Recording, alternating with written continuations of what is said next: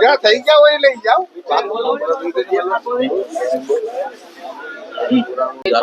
Shot લેજે જોતા હોય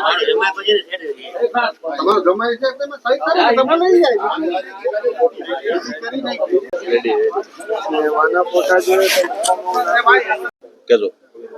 ઓકે બેન તમારું નામ અને પરિચય મારું નામ ધનીબેન કયું ગામ વરંગબારા ધનીબેન આજે આવ્યા છે તમને શું થાય છે ને કેટલા વર્ષથી પાકિસ્તાન 4 વર્ષ થયા હતા પાકિસ્તાન તમને શું થાય છે અમને બહુ તકલીફ થાય છે અમને બહુ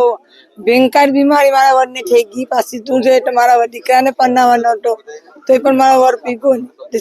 વર્ષ થયા તાસે બહુ અમે તકલીફમાં હતા અમારું ઘર અમે દારી મજૂરી કરીએ વાઈન વાળીએ દીકરાને મેં રોજી મળે તો જાય નકર કઈ નહીં એક દીકરો પાસે નોખો છે ભેગો નથી હાલ તમારા પતિ આખરે માંદરે વગર પરત આવ્યા છે તમને કેવી અમને હવે આનંદ છો જાણે આવ્યા એટલે છૂટીને બધી નાતના દીકરા બધી સાઈઠે આવે છૂટીને હિનાની આવ્યા જલ્દી કરજો કાર્ય આવે છૂટવાની એટલે અમારે વિનંતી તમારા જેવા ઘણા પરિવારો કેટલાક માછીમારો કે છે તેના લીધે દુઃખી છે તો તમે સરકારને શું અપીલ કરો બહુ સરકારને અમે તો નિર્ણય કરીએ કેમ કે આમ ગાયે મીટિંગ કરે અમદાવાદ દિલ્હી જુનાગઢ બધમાં ગયા બહુ અમે બહુ તકલીફ છે અમારા માછીમારને તો સરકારને કહે જલ્દી તમે સોરાવો આજે અમારા તો અઢી નાતના દીકરા આવવા જોઈએ ધણી દીકરા વધીને આવવા જોઈએ એટલા રાજી થાય એમ મહેશ રામા શું ગામ વરંગબારા મહેશભાઈ કેટલા વર્ષથી અહીંયા હતા પાકિસ્તાનમાં તમે કેવી રીતના પકડાયા હતા આખી વિગત 2022 થી પકડાયા હતા સમુદ્રમાંથી પકડાયા હતા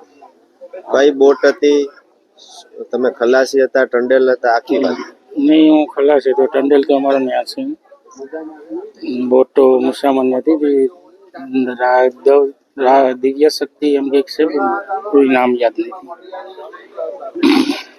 કેટલા વર્ષથી અહીંયા હતા અને અહીંયાની વ્યવસ્થા કેવી હતી અને અહીંની વ્યવસ્થા કેવી રહી છે નાની વ્યવસ્થા તો શું છે કે જેમ આપણે બધી આપણી રીતે ચોખ્ખું રાખી રહી છે બધી ન કરીએ તો માર ખાવાનું હોય બધી જેલની જેલ રીતે હોય ને જમવાની વ્યવસ્થા કેવી હતી જમવાનું તો ખુદ હાથે બનાવીને ખાતા ખાવા પીવામાં હવા ધોઈ રોટી ખાલી લેતા ને સાલને તો હાથે બનાવતા તમે માંદા પડો તો તેની વ્યવસ્થા કેવી હતી માંદા પડે તો ડૉક્ટર એક અમારા માટે મરી પડતો બીજું તો કોઈ ગવર્મેન્ટને એવું તો કોઈ ધ્યાન દેતી નહીં અત્યારે તમે 22 જણ આવ્યો છો તે બધા સાજા છો કે માંદા છો શું છે એ બધી ભાવે એવા બીમાર માણસ છે કેવી રીતના બીમાર છે કોઈને દિલની બીમાર છે કોઈ અપાય સમય આવેલ છે કોઈ કેન્સર વાળા છે એ રીતના બીમાર બાકીના કેટલા ખલાસી છે તે બધા સાજા છે કે બીમાર છે એમાં પણ બધી ડ્રગો મગજ છે પણ જે નામ લખાવ્યા હતા ને પેલા એ નીકળી ગયા નો નામ લખાવ્યા ને પછી ખબર પડી કે આ તો સોરવાના છે એમાં બધી કોઈ રડવા લાગ્યા ને કોઈ અફસોસમાં પડી ગયા ને એમ બધી કોઈ ખલાસીનો તમારો સંદેશ કરી તમારા ઘરના બીજા ખલાસીનો શું સંદેશ નહીં બીજો કોઈ સંદેશ નહીં તો એ જાહેરાત કરવાની તમે જેટલો સમય પાકિસ્તાન જેલમાં કેદ હતા તમારી સામે કોઈ અન્ય માછીમારનું મૃત્યુ થયું છે હા એ તો 9 જણા મૃત્યુ થઈ ગયા એ આપણા સૌરાષ્ટ્ર ખાસ ગીર આપણા ગીર સોમનાથમાંથી કોઈ છે હા ગીર સોમનાથમાંથી ઓખરા ના આપણે 2 લાશ આવે ને બાબુ તમારી વાત એ બધી આવા બનાવો બને છે તો ભારત સરકારને તમે શું અપીલ કરશો તો એ લોકોને અમે અપીલ કરતા હોય પાકિસ્તાનની સરકારને તો કે તમારી સરકાર લેવા માંગતી નથી તમને આવ્યા છો તો બાકીના માછીમારો માટે ભારત સરકારને શું અપીલ કરશો બીજી ભારત સરકારને એટલી અપીલ કરવાની છે કે નાની સરકાર એમ કહે કે અમે તો તમને શું રિહા કરી દઈએ પણ તમારા લોકો લેવા તૈયાર નથી કે તો અમે કેમ તમને રિહા કરીએ ત્યાં જેલમાં તમારે કેવો વ્યવહાર થતો કોઈ મારતા એ તો મારવાનો તો સંબંધ નથી એમ તો એ રીતના મારું નામ સંજય જેતુ ડાબે ગામ ડેલવાડા ને 2021 માં પકડાણો હતો 4 વર્ષ થઈ ગયા 4 વર્ષ કઈ રીતે વિતાવ્યા 4 વર્ષ ના લાંડી જેલ में છે કઈ જેલ હતી लांडी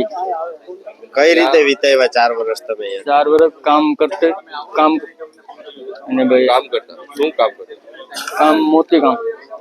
જ્યાં તમે કામ કરતા તો તમને એનું વળતર મળતું આ पैसा मिलता અંદાજે કેટલા રૂપિયા नहीं जैसे हम काम करते हैं ना ऐसे पैसे मिलते हैं 50 रुपये 100 रुपये અચ્છા તમારી સાથે ત્યાં વ્યવહાર કેવો કરવામાં આવતો व्यवहार आ रहा है व्यवहार અને હાલ હજી પણ કેટલા માછીમારો છે? 200 के आसपास तो है। 3-4 વર્ષ પછી પરિવારજનોને મળો છો, કેવી અનુભૂતિ? बहुत खुशी है। ભારત સરકારને શું અપીલ કરો છો? भारत सरकार के विनती है कि और बंदे उसको भी जल्द से जल्द रिहा करें। JP Toraniya, assistant director of fisheries, Jamnagar. Sir, આજે કેટલા માછીમારો આવ્યા છે, શું છે વિગત? અત્યારે 21 તારીખે પાકિસ્તાન PMSA દ્વારા જે 22 માછીમારોને મુક્ત કરવામાં આવેલા છે, તે માછીમારો 22 તારીખે અટારી વાઘા બોર્ડર ખાતે 8:30 વાગે અમે રિસીવ કરેલા છે અને ત્યાંથી એ તમામ માછીમારોને ગોલ્ડન ટેમ્પલ ટ્રેન દ્વારા બરોડા લાવેલા છે અને બરોડાથી અહીંયા આપણે વેરાવળ ખાતે લાવેલા છે. આ 22 માછીમારો પૈકી 14 માછીમારો છે એ ગીર સોમનાથ જિલ્લાના છે, 3 છે એ દેવભૂમિ દ્વારકા જિલ્લાના છે, 1 છે એ રાજકોટ જિલ્લાના છે, 3 છે એ દીવના છે અને 1 યુપીના ભાઈ છે. આમ બધા મળીને કુલ 22 માછીમારો છે એમને આપણે મુક્ત કરવામાં આવેલા છે અને આજે એમના સ્વજનોને આપણે સોંપવાના છે. માછીમારોનું કેવું છે કે મોટા ભાગના માછીમારો બીમાર છે, તો શું છે પરિસ્થિતિ? આમાંથી ઘણા ખરા માછીમારો જે છે એને બીમારી હોય એવું જણાઈ આવે છે. ઘણા માછીમારોને અસ્થમાની તકલીફ છે, ઘણાના ઓપરેશન થયેલા છે. 1 માછીમાર છે એમને કેન્સરની તકલીફ છે, 1 માછીમાર છે એને પગમાં લાગેલું છે. એટલે એવા જે કઈ નાના મોટા બીમારી વાળા માછીમારો છે એ પૈકીના જ માછીમારોને છે એ પાકિસ્તાન દ્વારા મુક્ત કરવામાં આવેલા છે. આજે જે મુક્ત કરવામાં આવ્યા એને પાકિસ્તાન દ્વારા ક્યારે પકડવામાં આવ્યા?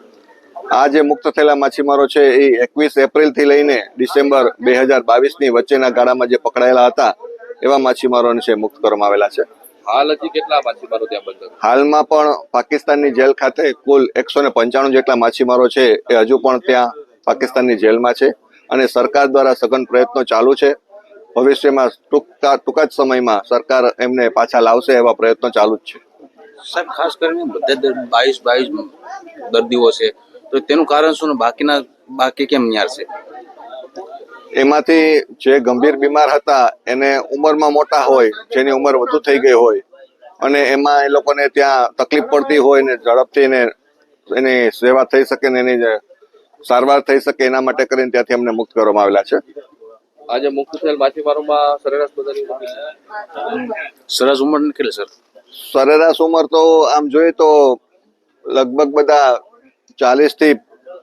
60 ની વચ્ચેના ગાળાના હોય એવા લાગે છે.